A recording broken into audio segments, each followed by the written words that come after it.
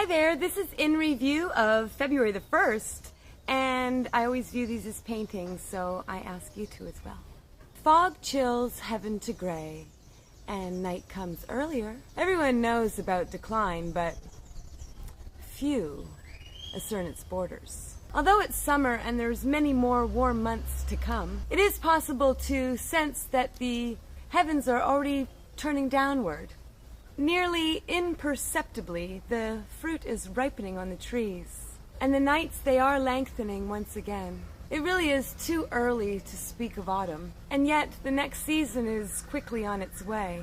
Why do we never prepare for decline? I mean, we all realize that it is a valid phenomenon. We know all about fallen empires and aging heroes and even the lessening of our own skills. But actually, we're not always completely aware of its approach. We often realize too late that we are in a period of decline, and so we are unprepared. It takes a wise person to perceive the moment when things are about to change. Summer does not fade away in a day. We must accord with the times. Just as the decline of summer is gradual, so too should our actions be compatible with the pace of change. Even though decline is approaching, we must gauge how quickly or how slowly events are moving. If we are too hasty, like somebody who notices the first cool breeze, someone who then will immediately don winter's clothing, in that case they would be overreacting. It is important to think of decline as something natural and inevitable. Therefore, there should be no emotional values attached to it. It simply happens, and that's all.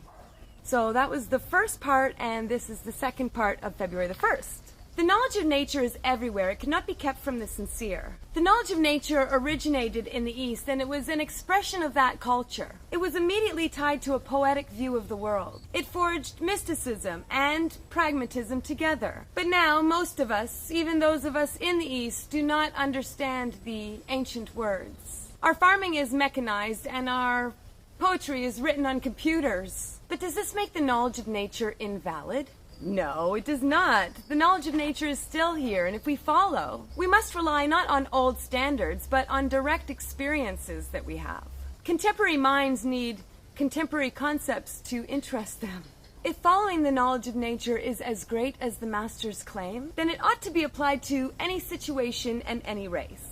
Neither time nor place nor culture should be a barrier to the sincere seeker. The knowledge of nature is all around us. The knowledge of nature is all around us. We need only guidance and understanding in order to connect with it. It is not something so esoteric. It is right here. The masters allude to this all the time, this here and now. For them, anything from reading scriptures to going to the theater, from meditating to sweeping dung off the ground is part of the knowledge of nature. They understand the ubiquitous nature of it and act accordingly. If we still know the knowledge of nature in this world of jet planes and instant communication, then we can also absorb the essential message of the knowledge of nature. Those who succeed might never talk of it, and yet everything they do will be spontaneously in tandem with it. Bye! See you next time.